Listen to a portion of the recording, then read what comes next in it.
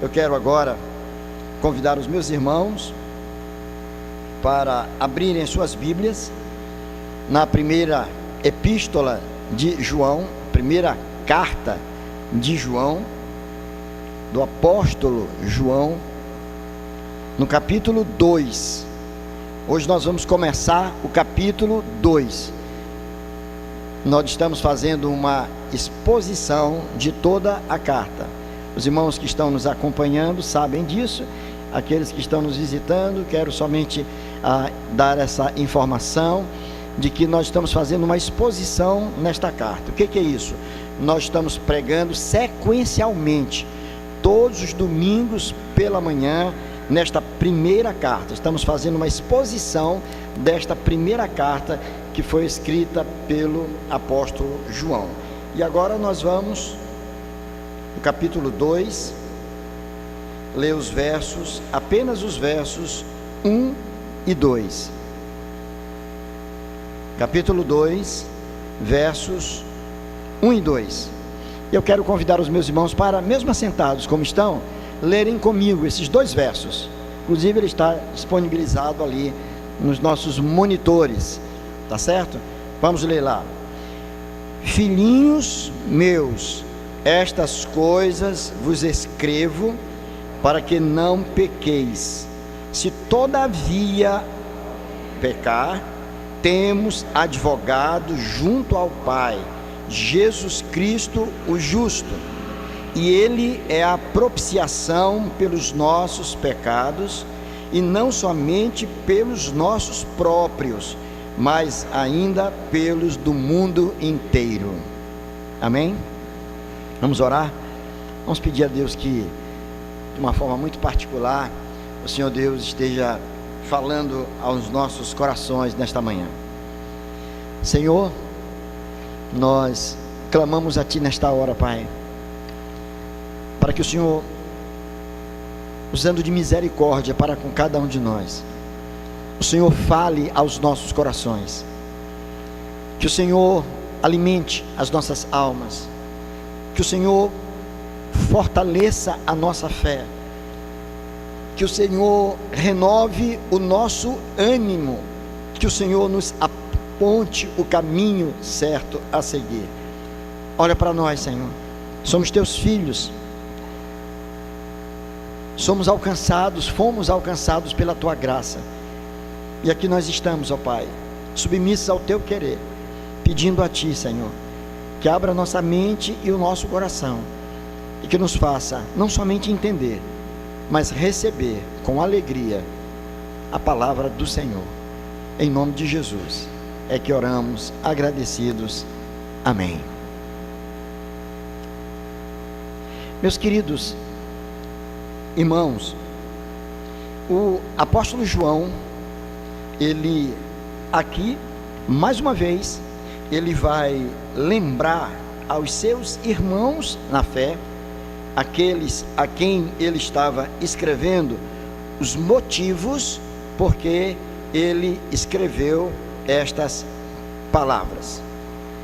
A gente percebe nesta carta, de forma muito clara, e não somente nesta, naturalmente, como todas as demais cartas, todos os demais textos das Escrituras, que seus autores estavam profundamente conscientes daquilo que estavam, na verdade, fazendo.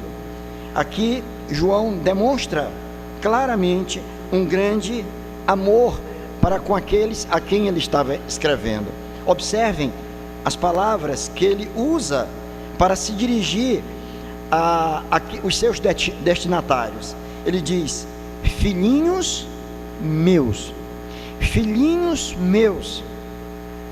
Esta palavra foi utilizada por ele como uma forma de demonstrar todo o seu carinho, o seu respeito e o seu afeto para com os seus irmãos da fé. É bem verdade que quando o apóstolo João escreve esta carta, ele já era um homem muito idoso, já era um homem avançado em dias. Esta carta foi escrita por volta dos anos 90. E João, ainda um dos últimos apóstolos vivos, estava com seu coração muito cheio, antes de qualquer coisa, de um amor muito grande para com Deus e um compromisso muito forte para com o seu próprio chamado. Por isso, agora, quando ele se dirige aos seus irmãos, ele os chama de filhinhos meus, que é uma forma muito carinhosa. Ele escreve, como nós já vimos, com uma intenção, com a intenção de instruir os seus irmãos, com a intenção de, através daquelas palavras, fortalecer a fé daqueles que uma vez, assim como ele também, foram alcançados pela graça de Deus. Isso para nós é muito relevante, e esta informação eu julgo ser muito importante para nós, por um motivo muito simples, é que não basta apenas termos nascido de novo, não basta apenas termos sido alcançados com a graça de Deus, não basta apenas termos sido feitos povo de Deus, mas agora o Senhor nos chama para enfrentar as demandas da vida. O Senhor nos chama para que possamos, apegados às suas verdades e às suas palavras, podermos crescer espiritualmente. Aqui vai praticamente a mesma ideia, a mesma intenção do apóstolo Paulo, quando escreve, por exemplo, aos seus irmãos da fé, que residiam na cidade de Corinto, uma igreja notadamente marcada por muitos problemas relacionais, problemas litúrgicos, problemas doutrinários. E Paulo chega a dizer aos seus irmãos ali, de que ele não podia falar como a pessoas adultas, mas como se estivesse se dirigindo a crianças. E ele chega a dizer, leite vos dei a beber, porque vocês ainda não estão prontos para se apropriar de um alimento sólido. Quando João usa esta expressão aqui, quando ele chama os seus irmãos de filhinhos, ele não estava com aquela mesma intenção do apóstolo Paulo, dizendo que os seus irmãos ali, eles eram imaturos na fé. O que ele estava mostrando era tão somente o seu afeto, o seu carinho para com seus irmãos, ao tempo que também estava mostrando a eles que eles deveriam continuar crescendo na fé. Eles precisavam continuar crescendo na fé. Isso é uma verdade, irmãos, que trata de uma necessidade fundamental de todos nós. Nós não podemos ficar paralisados no tempo, de maneira nenhuma. O Senhor nos chama para amadurecermos, porque somente amadurecidos nós podemos ter uma compreensão verdadeira do Evangelho e podemos resistir às investidas do inimigo que vem sobre nós de todas as direções. Então vejam o carinho desse apóstolo, de um pastor amado. Isso para mim, irmãos, eu confesso para vocês que traz para mim assim um peso de uma responsabilidade muito grande. É como se Deus estivesse dizendo para mim: olha, Antônio, você é pastor, olha como é que você tem que tratar as ovelhas que não são suas, mas ovelhas que são minhas.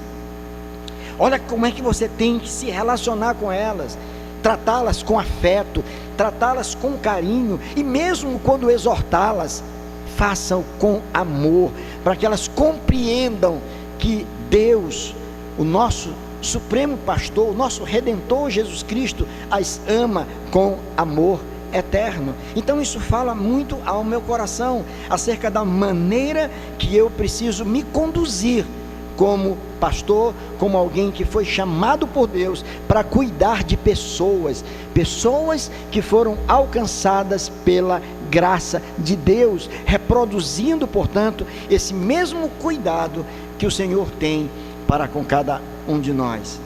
Vejam esse amor do apóstolo, veja esse cuidado de Deus. Nada mais ele estava fazendo aqui do que reproduzindo o amor e o cuidado que o seu pastor Jesus Cristo também tinha para com as pessoas, para com os seus discípulos, pela maneira afetuosa que ele tratava o seu povo. Por isso temos dito que a igreja dentre tantas coisas, a igreja, ela é um local de acolhimento, é um local de acolhimento, e nós nos reunimos para adorar a Deus, mas aqui nós nos sentimos amados não somente por um Senhor grandioso que nos ama com amor eterno, mas por aquela liderança que Deus estabeleceu, por Ele, que Ele próprio estabeleceu para cuidar de cada um de nós. Então João diz: filhinhos meus, olha só, que forma carinhosa, estas coisas vos escrevo, estas coisas. Ora, quem já esteve nos domingos anteriores, sabem de que coisas João estava falando. É só você ler o capítulo 1. Ele estava falando acerca da pessoa de Cristo Jesus. A pessoa de Cristo estava sendo duramente afetada, atingida pelos gnósticos.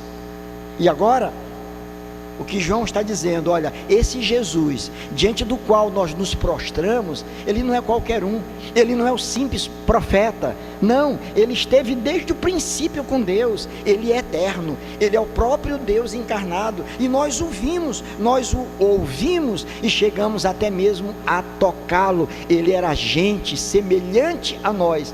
Isso é confuso? É como se ele estivesse dizendo assim: isso é confuso para vocês? Ele era 100% Deus, porque estava desde o princípio com Deus, e ele era 100% homem, porque se deixou tocar por cada um de nós.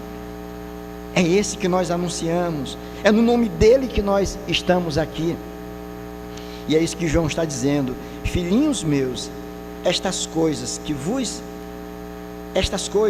vos escrevo com um objetivo, com uma razão muito simples, para que não pequeis. Olha o que ele está dizendo: estou dizendo essas coisas para vocês, estou ensinando essas coisas para vocês, eu estou lembrando essas coisas a vocês com um objetivo, para que vocês não pequem, para que vocês não caiam em pecado, para que vocês não se iludam com aquilo que o mundo está oferecendo, para que vocês não se deixem enredar pelas palavras de falsos profetas, de falsos líderes, de falsos mestres que estão por aí a deturpar aquilo que os apóstolos ensinaram aos discípulos do Senhor, as verdades que foram ensinadas pelo próprio Senhor. Então eu digo: olha, eu estou escrevendo estas coisas para vocês, para que vocês não pequem. Agora, se todavia alguém pecar, saibam de uma coisa: nós temos um advogado que estará sempre ao nosso lado. Ele está junto ao Pai. O nome dele é Jesus Cristo, o justo. É possível que venhamos a tropeçar, é possível sim que venhamos a pecar, mas se isso vier a acontecer, nós temos alguém que vai estar nos defendendo. Nós temos alguém que está ao lado do Pai e falará em nosso lugar. Ele nos representa, ele está ali. As coisas que João estava dizendo, ele estava com isso, com estas palavras, afirmando que somente um homem, vejam bem o que eu vou dizer, irmãos, somente um homem consciente, verdadeiramente consciente, poderá se manter firme na fé. Somente um homem, o quê? Consciente, poderá se manter firme na fé. Então era exatamente isso que João estava fazendo. Ele queria tornar os seus irmãos conscientes acerca de algumas verdades indispensáveis para a sua caminhada cristã. Sem essas verdades e sem esta consciência, eles fatalmente sucumbiriam, fatalmente eles cairiam, fatalmente eles se afastariam da fé cristã. Então é importante que não somente aqueles irmãos que foram alvos daquela carta de João naquele primeiro momento, mas que todos nós possamos entender isso também, que precisamos nos tornar cada vez mais conscientes da nossa fé. E eu vou explicar isso. Antes, contudo, eu quero dizer que o Senhor nos fez seres pensantes, racionais e também dotados de sentimentos. E nós não podemos separar essas duas coisas. Razão e emoção, elas caminham juntas. Mas muitas vezes as emoções, as nossas emoções, elas estão sendo extremamente exploradas, de tal maneira que já não queremos nos apegar a verdades, queremos apenas nos sentir bem. Eu quero estar num espaço onde eu me sinta leve, onde eu me sinta bem, não importa muito o que está sendo dito, eu quero ser acolhido, eu quero me sentir bem. Mas a palavra do Senhor mostra que nós precisamos ser instruídos e de que nós precisamos racionalmente viver a nossa fé. Precisamos compreender verdadeiramente quem é Deus, quem nós somos, para que possamos caminhar de forma segura na vida. Então, somente um homem consciente, verdadeiramente consciente, poderá se manter firme na fé. A pergunta que eu faço aos irmãos agora, com base nesses 2 versos que nós lemos, amparados naturalmente em todos os outros textos das Escrituras, temos que nos tornar conscientes do quê? A primeira coisa, precisamos de estar conscientes da nossa própria fragilidade. Presta atenção no que eu estou dizendo, irmãos. Você precisa estar muito consciente da sua própria fragilidade, da sua vulnerabilidade. Um homem temente a Deus, ele não é autoconfiante. Ele confia no Senhor.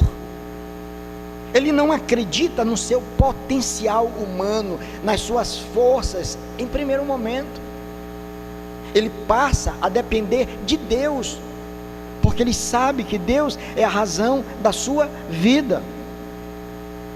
Ele sabe que ele não é tão forte ao ponto de resistir todas as investidas do maligno. Então nós precisamos ter essa compreensão, irmãos, de que nós somos crentes em Cristo Jesus, ótimo, alcançados pela graça de Deus, que bênção, feitos nova criatura, fomos perdoados, é verdade, o nosso nome já está escrito no livro da vida, desde a eternidade, louvado seja Deus por isso. Mas isso não faz de nós pessoas impecáveis, ou não sujeitas ao pecado. Continuamos, embora perdoados, mas ainda pecadores. E o diabo, o nosso arqui-inimigo, ele conhece o nosso calcanhar de Aquiles. Ele sabe quem você é. Ele não vai oferecer para você aquilo que não te atrai. Alguém que tem ojeriza, por exemplo, a um vício qualquer, a bebida, vou colocar cigarro, alguma coisa assim, ele não vai oferecer nada desse gênero, porque sabe que não vai colar, que não vai dar. Não adianta que nisso aí não dá. Mas ele vai exatamente naquele ponto. Ele sabe que você é vaidoso, então ele vai te oferecer algo que vai potencializar a tua vaidade, a tua arrogância, a tua presunção. Ah, o Senhor me conhece, o inimigo me conhece, sabe que eu sou assim, eu vou oferecer para ele uma função, um cargo de destaque, para que ele se infle todinho e ele se ache agora o cara.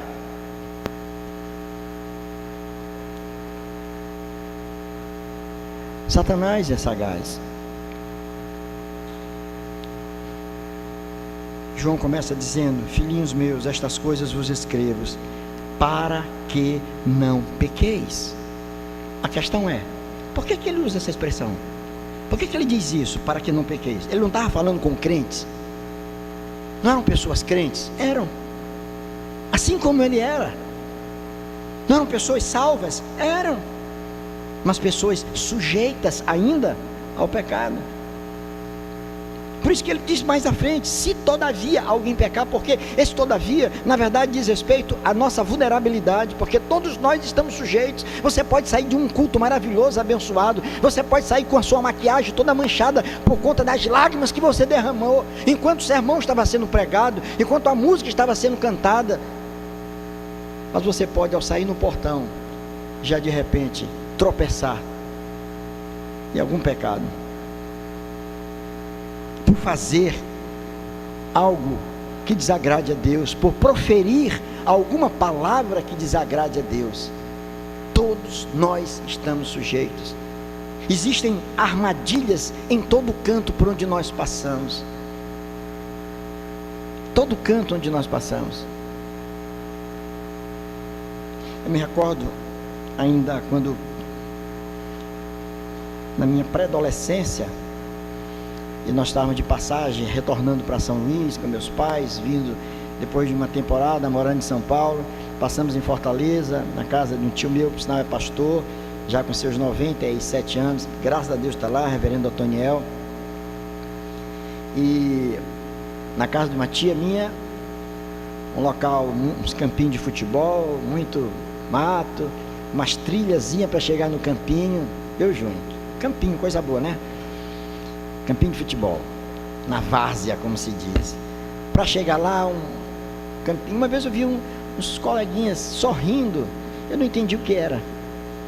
Depois que eu fui entender, eu não cheguei a cair naquela armadilha, mas eles faziam uns buracos no chão, colocavam uns gravetos em cima, colocavam umas palhas, e o cidadão correndo para chegar no campo, tropeçava e enfiava o pé.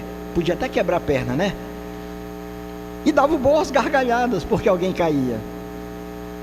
Armadilhas que eram feitas.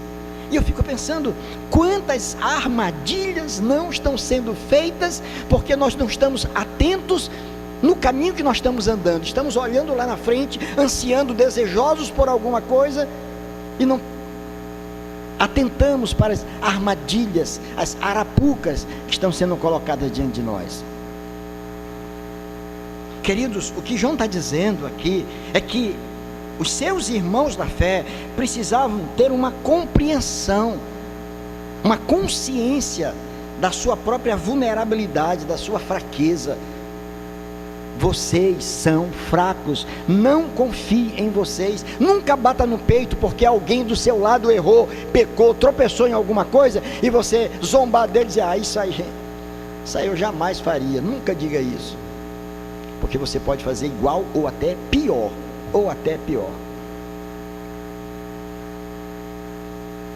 Nós temos que estar muito conscientes disso. Ninguém pode prosperar na vida cristã se não tem essa consciência de que você é fraco, de que você é frágil, de que você é vulnerável. Há muita gente que está flertando com o pecado, está andando na beira do abismo, Por isso a gente tem que ter cuidado para não tropeçar. Jovens, muito cuidado com os relacionamentos de vocês, com o namoro. As coisas estão tão fáceis hoje, facilmente você pode tropeçar. Não ache que você está pronto, que você é resistente. Não brinque, tome muito cuidado. É o que João está dizendo: filhinhos, estas coisas vos escrevo para que não pequeis. Então a primeira consciência que nós precisamos ter na vida, irmãos, para que possamos prosseguir na nossa caminhada cristã, é termos consciência de que nós somos vulneráveis. Eu e você, nós somos vulneráveis. Se não tivermos o devido cuidado, nós vamos estar tropeçando aqui e acolá, desagradando a Deus, cometendo os mesmos pecados. Mas há uma segunda coisa aqui, há uma segunda verdade de que nós precisamos ter consciência. Não basta apenas ter consciência da fragilidade humana, da nossa fragilidade. Precisamos ter consciência da gravidade do pecado. Precisamos entender que pecado é coisa séria. é tão séria, que por causa dele, Jesus Cristo foi pregado na cruz do Calvário. Por causa do nosso pecado, o sangue do justo, do nosso Redentor, foi derramado na cruz do Calvário. Por isso, a necessidade de que seja feita uma propiciação, o pagamento de uma dívida, um sacrifício fosse feito para que nós fôssemos perdoados. Quando fala em propiciação, e eu já tive a oportunidade de falar para vocês aqui sobre isso, né? Sobre propiciação. Isso nos lembra do propiciatório lá no tabernáculo, que era a tampa da arca, não era? A tampa da arca era chamada de propiciatório. O que estava dentro da arca? As tábuas da lei. O que estavam nessas tábuas? O decálogo, a vontade expressa do Deus soberano para o seu povo. Estava lá, dentro de uma caixa. A tampa daquela caixa chamava-se propiciatório.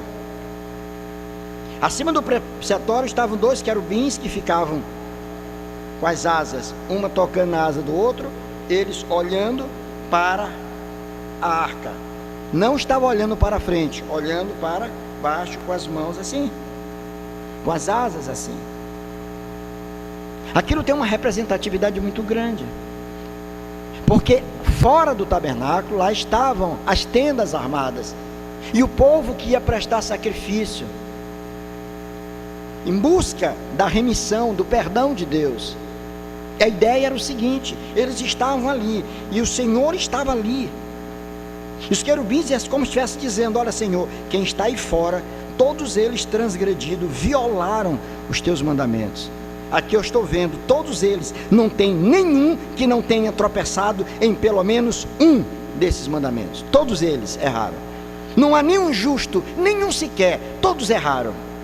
E ele estava olhando para a lei que tinha sido violada, e por causa disso, o povo teria que receber a sentença de punição eterna, de castigo por conta do pecado. A alma que pecar, esta morrerá.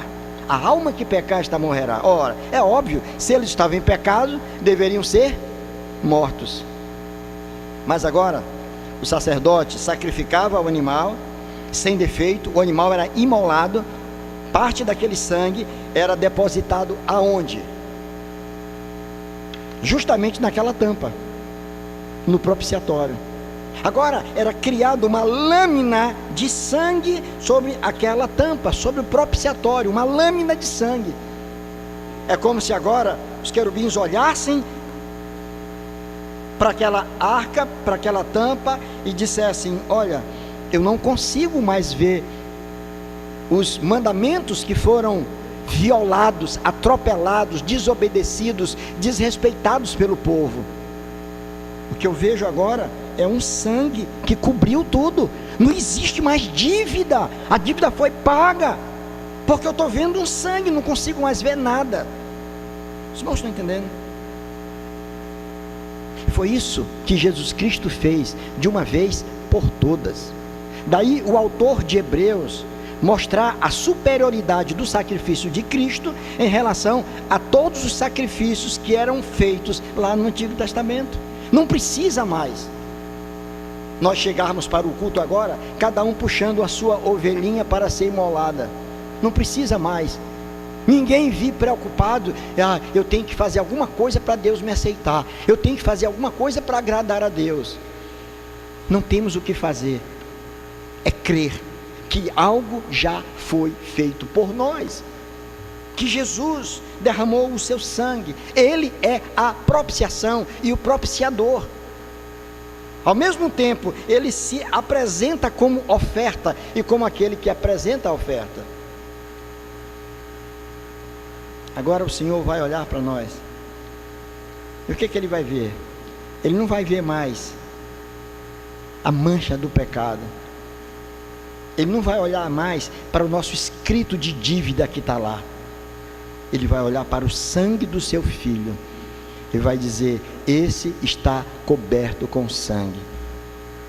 Era o que o João estava dizendo. É isso que João estava dizendo: olha, não pequem mais. Estejam conscientes que vocês são vulneráveis. Não brinquem com a vida cristã de vocês. Não vivam por aí de qualquer jeito. Não fiquem fazendo graça com esse nome de crentes. Levem a sério isso. Porque o pecado é coisa extremamente grave. Ele tem o poder de nos afastar do Senhor. Ele cauteriza a nossa mente de uma tal maneira que você continua fazendo sem mais o peso da consciência. Então ele está dizendo: olha, estejam conscientes da gravidade do pecado. O pecado é coisa séria, irmãos. Mas vejam, quantas pessoas não brincam com isso? Quantas pessoas, até nas suas orações: ó Senhor, perdoa os meus pecados, minhas multidões de pecados, o Senhor sabe como eu sou, o Senhor sabe como eu sou assim mesmo. Não, irmãos, não faça isso. Diga: Senhor, pecado é coisa séria, Pai. Eu não quero viver em pecado, Senhor. Eu não quero viver em pecado. Eu reconheço que eu sou frágil, sou fraco, vulnerável, mas Tu és forte. Me ajuda, Senhor, a me apegar às Tuas verdades, com todas as forças que eu tenho, para que delas não me afaste jamais, Senhor. Eu não quero manchar o Teu nome, Senhor. Eu não quero macular a Tua glória. Eu não quero envergonhar o Teu evangelho, Senhor. Eu quero viver para a honra e para a glória do nome do Senhor, para que ninguém venha difamar a igreja por conta da minha conduta. Me ajude, Senhor.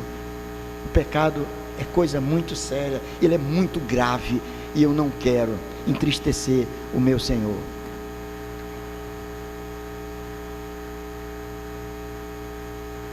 Somente um homem consciente poderá se manter firme na fé.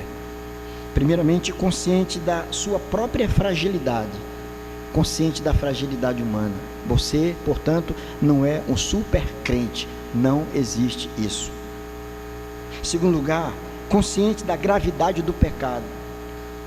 Saiba que o pecado, uma vez instalado no seu coração, ele pode levá-lo à prática de tudo aquilo que desagrada a Deus. Mas em terceiro e último lugar, precisamos estar conscientes da generosidade divina, da graciosidade do Senhor, dessa misericórdia de Deus. Por isso ele diz: filhinhos meus, estas coisas vos escrevo, para que não pequeis. Agora, olha só: se todavia alguém pecar, não se desespere. Não pensa que você perdeu a salvação por conta disso. E tem uma linha teológica amplamente amparada por muitas denominações que acreditam firmemente que um crente pode perder a salvação. E isso não é bíblico. O Senhor não brinca de escrever nome e tirar nome do livro da vida. Escreva o nome, aí ele pecou bem ali, apaga o nome. Mas ele se arrependeu, bota o nome. Mas ele pecou, mas apaga o nome. Não existe isso. Se o seu nome está escrito lá, ele estará para todo sempre, porque foi o Senhor que colocou. Todavia, se alguém pecar, e nós pecamos, temos um advogado. A palavra aqui é paracletos. Advogado é aquele que está ao lado, é aquele que representa alguém diante de um tribunal, diante de um juiz. O advogado, ele é um ajudador,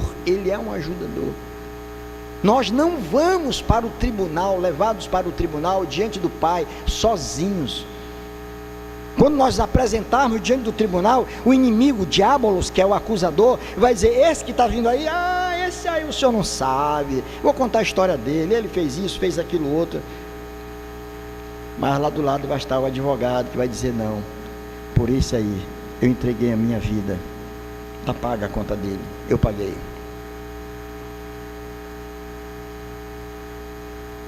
Sabe, é preciso compreender essas coisas. Precisamos ter essa compreensão para que a verdade do Evangelho possa fazer de nós crentes muito mais conscientes. Não crentes que ficam lutando a vida toda por ser aceitos pelo Senhor. Ai meu Deus, hoje eu não li minha Bíblia. Ai meu Deus, hoje eu não orei. Ai, eu estou em pecado, acho que o Senhor, não vai me abençoar. Deus não é mesquinho, não é assim que a coisa funciona. Você é de Deus, apesar de você. Ah, então pastor, isso é um estímulo para que eu viva de qualquer jeito? Não, porque alguém que é de Deus é alguém que luta para ter uma vida que agrade ao seu Senhor. O Senhor é o amado da sua alma. Então precisamos ter aquela consciência de que nós temos um advogado. Esse advogado é o próprio Jesus, o justo. Ele está ao nosso lado. E o texto vai dizer aqui, verso 2: Ele é a propiciação pelos nossos pecados. Nossos quem, irmãos? Para quem ele está escrevendo. O pecado dele próprio, de João, e daqueles a quem ele está escrevendo. Guarde essa informação. Ele é suficiente para perdoar os pecados. João está dizendo os meus pecados e os pecados de vocês, que foram alcançados pela graça do Senhor. E não somente pelos nossos próprios, mas ainda pelos do mundo inteiro. E se você ler alguns comentários e não tiver cuidado sobre o autor, quem é o autor, você vai encontrar interpretações aqui perigosas, complicadas. Porque alguns vão achar que esse mundo inteiro aqui são literalmente todas as pessoas. Isto é, Jesus é o propiciador, Jesus é a propiciação, Jesus morreu, o sangue de Jesus serve para todas as pessoas, literalmente. Mas há um erro crasso nisso aí, e lógico até. Porque se é verdade que o sangue de Jesus foi derramado literalmente por todas as pessoas, sem nenhuma exceção, logo todas as pessoas serão salvas. Concorda? Todas as pessoas serão salvas. A pergunta é: e por que todas as pessoas não são salvas? Porque tem gente perdida, porque tem gente que continua declarando que não crê em Jesus, que zomba de Jesus. Cai por terra essa afirmação. Então a gente precisa entender que mundo é esse. Será que Jesus morreu por todo mundo? Isto é, o sangue de Jesus é suficiente para apagar os pecados de todas as pessoas, mas ele é eficiente na vida daqueles a quem ele mesmo escolheu, daqueles em que ele resolveu alcançar com a sua graça. Ainda há muita gente que rejeita. Eu nunca tinha me colocado numa situação, isso há uns anos atrás, há uns 10 anos, mais um pouco eu acho, mais um pouco, assim que começou Facebook, lá também, grupos, aí de repente, eu não sei como, me colocaram num grupo chamado criacionismo. Eu disse, pronto, criacionismo, eu sou, foi Deus quem criou, eu sou criacionista, pronto, que beleza. Aí de repente eu vi pessoas batendo duramente em Adalto Lourenço. Muitos aqui já ouviram falar em Adalto Lourenço, um homem de Deus, né? E que defendia, um cientista renomado, que defendia com unhas e dentes o criacionismo, provando por A mais B o criacionismo. Aí eu vi umas pessoas batendo nele. Eu disse, não estou entendendo. Mas estão acusando ele de tanta coisa. Eu comecei a ler os comentários, eu estava naquele grupo, e eu achei de me manifestar, eu disse, eu não estou entendendo vocês estão batendo num cientista como esse, renomado, aí fui defendê-lo, falando, de repente, começaram a bater em mim. Aí todo dia eu estava, a Abigail dizia, rapaz, para com isso, larga esse negócio, eu estava afetado, já estava na carne mesmo. Viu, aí deu vontade de pegar assim na cara e bater assim de tapa, assim, sabe? De um lado para o outro, pá. Por que está fazendo isso? Aí de repente, várias pessoas, uma delas disse assim, uma professora universitária, era um grupo de universitários, professores, eu não sei porque me jogaram nele, quem me botou lá. ela dizia: esse bando de crente acredita nisso? Vai todo mundo morrer, vai virar lama, esse negócio de Jesus é tudo mentira. Falou, detonou o Senhor Jesus, detonou. Ele não passou de um homem, um simples homem, um livre pensador, revolucionário, nada mais do que isso. E um bando de idiota acredita nisso. Meu Deus do céu, aquilo assim me feriu tanto. Eu nunca tinha visto alguém blasfemar como aquela pessoa blasfemou. Eu não posso mais ficar aqui, não adianta, não tem argumento para eles. Eles se pautam em cima de algo que eu não me pauto na palavra. Está tudo errado.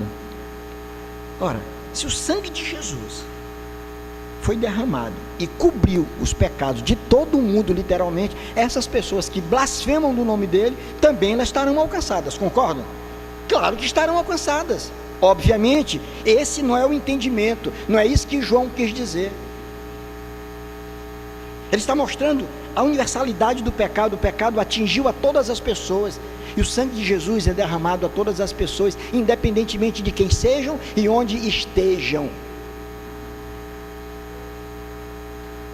Do mundo inteiro, sem distinção, não sem exceção, sem distinção, ricos, pobres, brancos e negros, cultos e incultos, terríveis pecadores e homens de uma vida moral ilibada, todos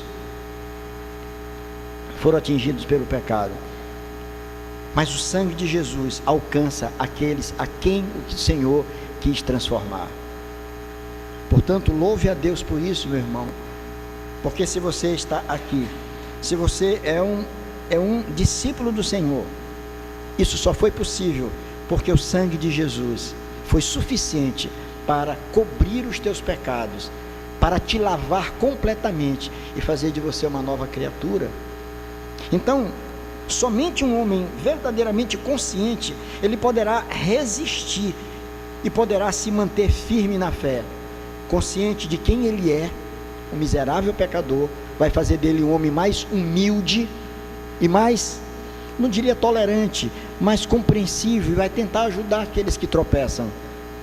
Consciente da gravidade do pecado, ele vai evitar a todo custo cometer um pecado, porque sabe que foi pelos nossos pecados que Cristo morreu, e ele vai se tornar uma pessoa muito mais consciente da generosidade divina. Você vai dizer: eu estava mergulhado lá, e o Senhor me alcançou, fez de mim uma nova criatura. Você vai poder erguer suas mãos para o céu e dizer: bendito seja o nome desse Deus maravilhoso, que tem estado comigo, que tem me sustentado e que reservou um lugar para mim, lá onde Ele está. Que Deus, portanto, nos abençoe, irmãos, que nós nos tornemos cada vez mais conscientes, crentes conscientes, isto é, crentes que estejam apegados, verdadeiramente apegados a essas verdades eternas, para que delas jamais, em momento algum, venhamos a nos desviar. Amém? Vamos orar? Curva a sua cabeça, vamos orar. Senhor, nós louvamos o Teu nome pela Tua bondade e misericórdia. Temos consciência, Senhor, de quem nós somos. Temos consciência da nossa vulnerabilidade, da nossa fragilidade. Mas temos consciência também, Senhor, da Tua generosidade, do Teu amor tão grande por cada um de nós. O Senhor olha para nós, Senhor, com olhar de misericórdia, essa misericórdia que se renova todas as manhãs da nossa vida. Muito obrigado, porque Tu és um Deus fiel, que cumpre as Tuas promessas. Tu disseste que estaria conosco todos os dias, até a consumação dos séculos. O Senhor tem estado conosco. Portanto, nos ajude, ó Deus, para que não vivamos flertando com o pecado, Senhor. O pecado é coisa séria, foi por causa dele que Jesus foi pregado na cruz. Mas nos ajude a termos discernimento, a termos cuidado com a nossa conduta, com a nossa vida, para que em tudo que fizermos, tudo aquilo que falarmos, possamos honrar e glorificar o Teu nome, Senhor, em nome de Jesus, e para a glória de Jesus é que oramos. Amém, Senhor.